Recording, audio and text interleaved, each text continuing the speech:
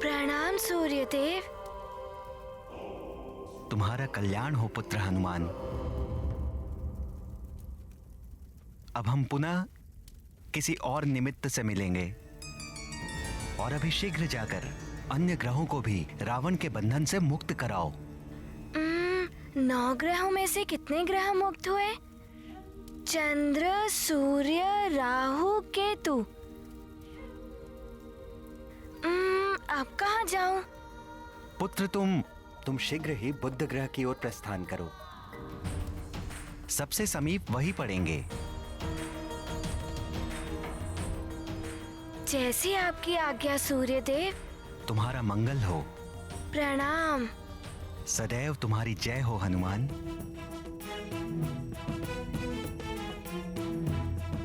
यहाँ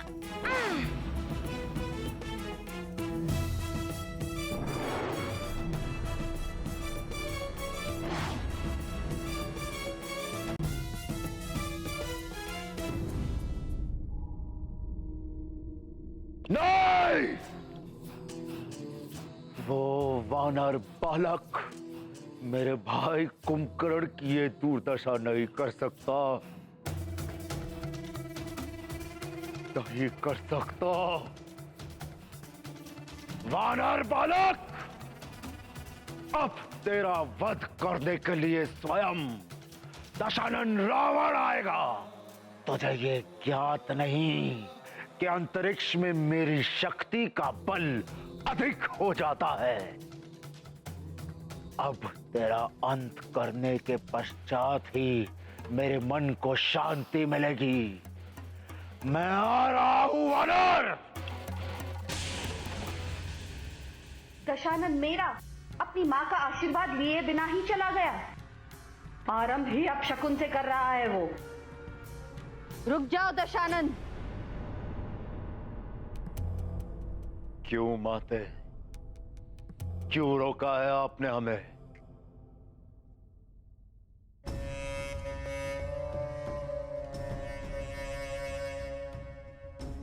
इसलिए दशानन, क्योंकि यह समय युद्ध के लिए उपयुक्त नहीं है। वो सिर उठा रहा है माते, बार बार अपना सिर उठा रहा है। मैं इसी समय उसका अंत कर सकता हूं। दशानन, यदि अंधेरे में तीर चलाओगे तो विफलता ही हाथ लगेगी। अभी ग्रह दशा अनुकूल नहीं है। प्रतीक्षा करो। प्रतीक्षा करो, किंतु कब तक प्रतीक्षा करूं माते? चंद्र की दशा बता रही है, यदि पूर्णिमा तक अन्य ग्रहों की ऐसी ही स्थिति बनी रही तो महाप्रलय निश्चित है। उस समय तुम उस पर आक्रमण करोगे तो सफलता तुम्हारे चरण चूमेगी पुत्र। बस पूर्णिमा तक तुम्हें किसी भी प्रकार उस वानर बालक को उलझाए रखना है, जिससे कि वो बालक पूर्णिमा तक किसी ग्रह की स्थिति न सुधार पाए।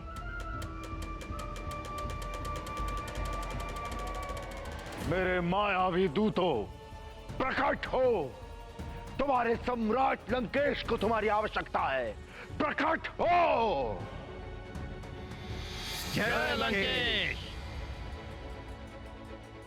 तुम सब शीघ्र ही अंतरिक्ष में स्थित ग्रहों के पास जाओ।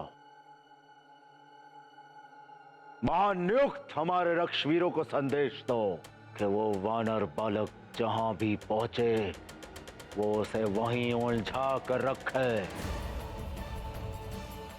पूर्णिमा से पहले वो कहीं और नहीं पहुंचना चाहिए।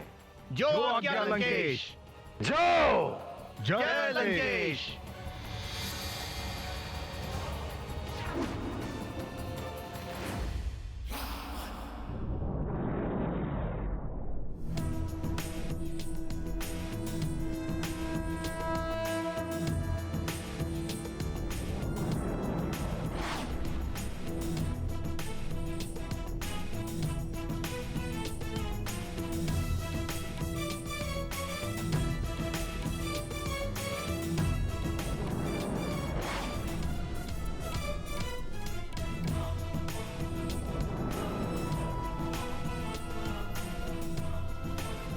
हनुमान, बुद्धदेव, मैं आ रहा हूँ आपको मुक्त कराने।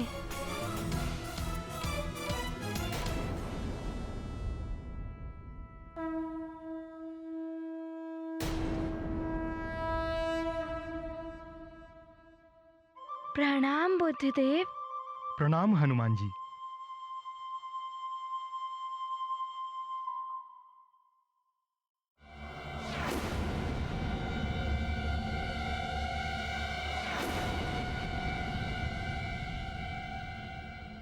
बुद्धदेव, आसपास इतना विचित्र सा क्यों लग रहा है?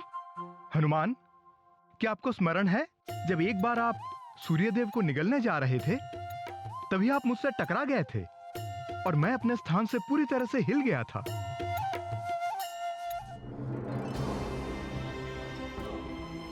ये कौन अचानक उल्टी दिशा से इतनी तीव्र गति से मेरे बुध लोक की ओर चला आ रहा है? मुझ बुध को ही अपने मार्ग से विचलित कर दिया इसने।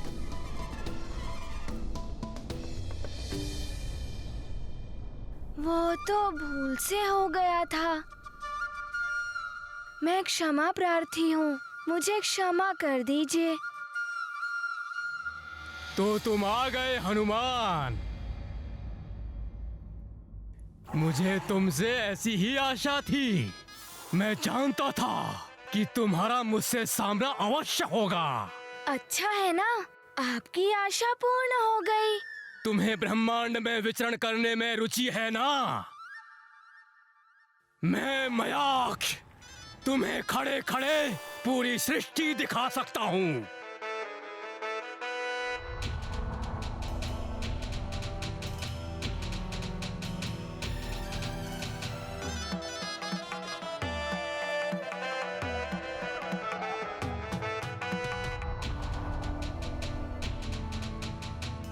ये आपके नेत्रों को क्या हुआ? आपके नेत्र हैं भी या नहीं? मैंने इन्हीं नेत्रों में सारा संसार बसा रखा है हनुमान। मैं तुम्हें यहीं से शिव जी के धाम कैलाश के दर्शन करा सकता हूँ। ब्रह्मा जी के धाम ब्रह्मलोक के दर्शन करवाता हूँ। हनुमान, यह मयाक्ष बड़ा ही मायावी है। इसकी नेत्रों में मत देखना। दिखाई दिया तुम्हें?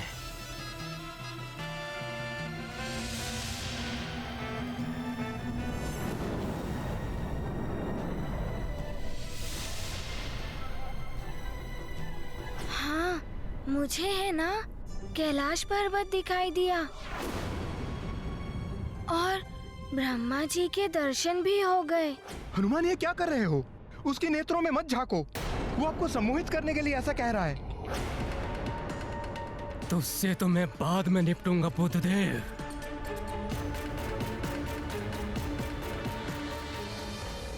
बुद्धदेव तो कुछ भी कहते रहते हैं, उनकी बात तुम मत सुनो। तुम मेरी सुनो हनुमान। तुम्हें अपनी माँ के दर्शन करने हैं तो बोलो, मैं तुम्हें तुम्हारी माँ के दर्शन भी करवा सकता हूँ। माँ, हाँ, मुझे उनके दर्शन करने हैं। आप मुझे मेरी माँ के दर्शन करा सकते हैं? देखो मेरे नेत्रों में।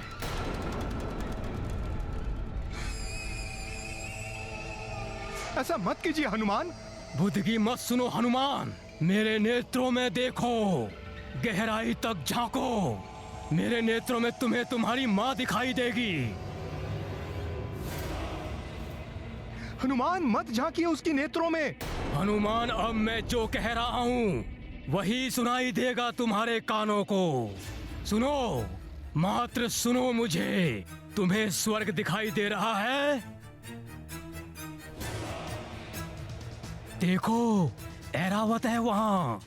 अब तुम्हें माँ भी दिखाई देंगी। देखो, तुम्हारी माँ है वहीं कहीं। ढूंढो उन्हें, ढूंढो हनुमान, ढूंढो।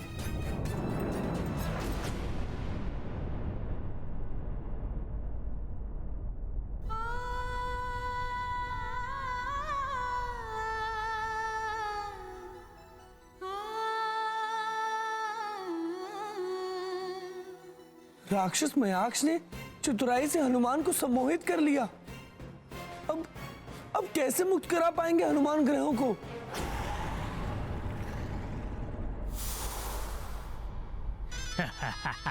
माता के प्रेम ने फंसा ही लिया बालक को।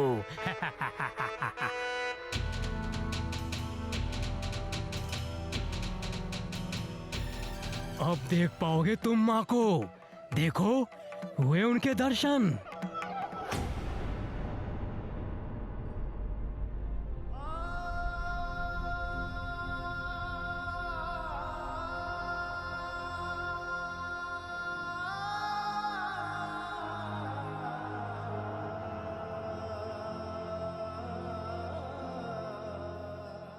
ये तो अनर्थ हो गया। इस राक्षस ने हनुमान को अपने उद्देश्य से भटका ही दिया।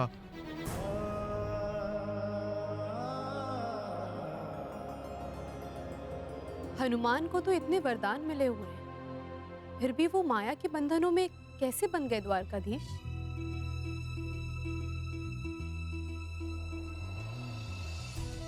मातृ प्रेम, अपनी माता के लिए प्रेम की वो पवित्र भावना जिसे किसी भी माया या मोह की सीमाओं में नहीं बांधा जा सकता। इसीलिए हनुमान भी इस मातृ प्रेम के सम्मोहन में बंध गए। किंतु ये भी शाश्वत सत्य है, किसी के प्रति अत्यधिक प्रेम उसकी दुर्बलता बन जाती है और इस दुर्बलता का लाभ उठाकर शत्रु उसे अपने माया जाल में फंसा लेता है।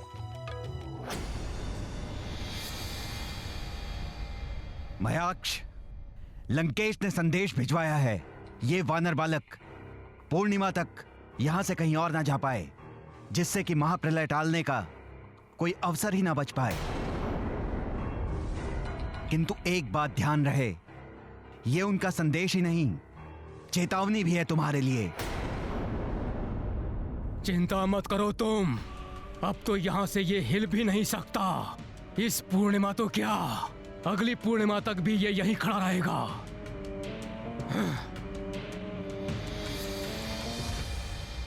क्या करूं मैं? पूर्णिमा तो निकट है। हनुमान को पूरी तरह से सम्मोहित कर लिया है इस मयाक्ष ने। अब तो हम ग्रहों की मुक्ति हो ही नहीं पाएगी और प्रलय मच जाएगी।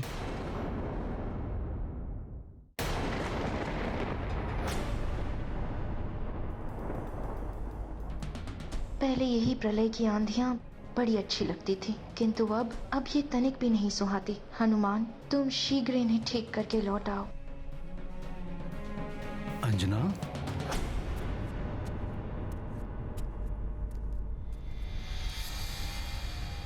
अंजना,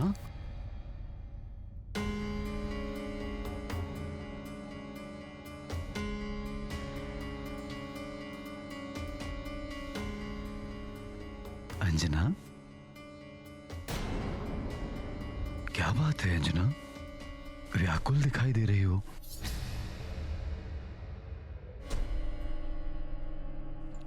नहीं, वो हनुमान की चिंता हो रही है। अभी भी बालक है वो, कहीं कोई उसे उलझा ना ले। हनुमान की चिंता तो मुझे भी हो रही है। यदि मेरा वश चलता तो मैं भी चला जाता उसके साथ। किंतु आपके वश में जो है वो तो आप कर ही सकते हैं केसरी जी।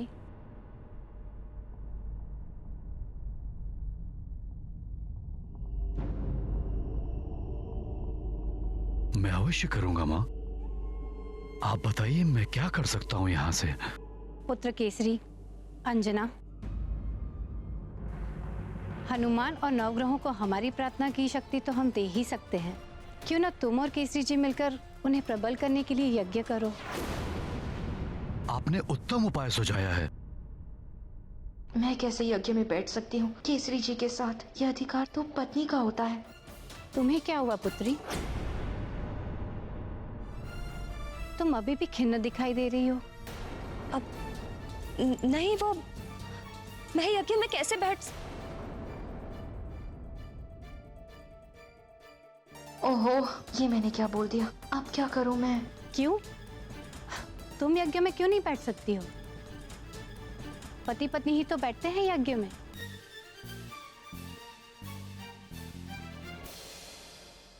अंजना, कोई दुविधा है तो बताओ।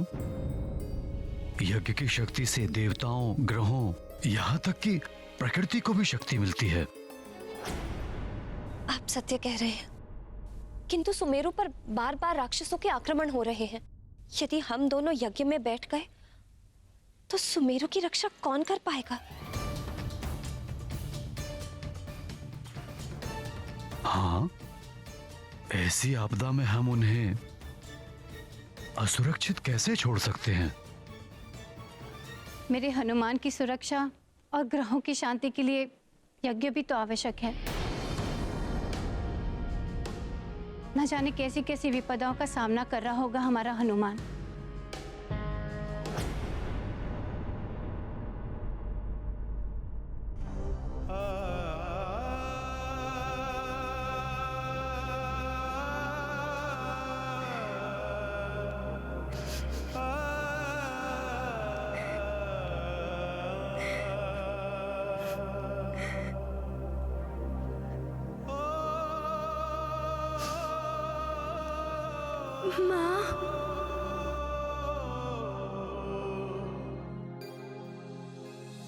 ग्रहों को बंधन से मुक्त करने गए हनुमान तो स्वयं ही सम्मोहन के बंधन में बंध गए हैं।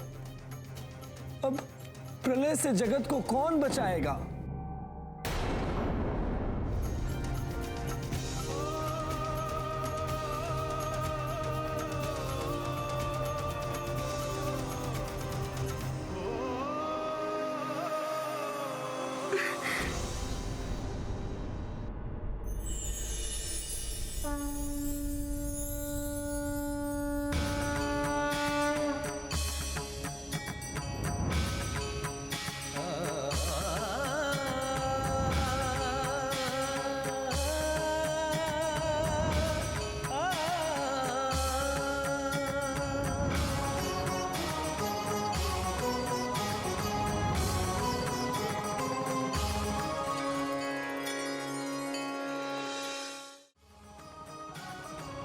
प्रणाम स्कंद माता।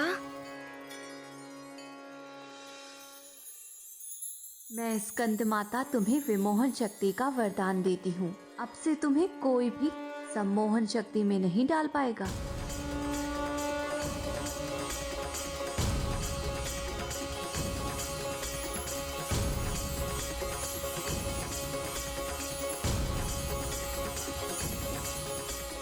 प्रणाम। आपको कोटि कोटि धन्यवाद माता। प्रणाम।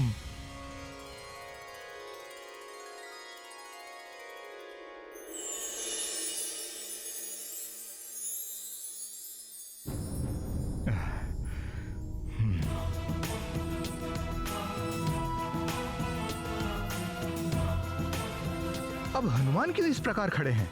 सम्मोहन से तो वो मुक्त हो गए थे। कुछ तो विशेष है इसके पीछे। सम्मोहन? अब आप मेरे नेत्रों में देखिए। हनुमान, कितने सुंदर नेत्र हैं आपके। अब आप मेरे मुख को देखिए। अति सुंदर, कितनी मधुर मुस्कान है आपकी। भोला सा मुखड़ा है, भोले शंकर की तरह।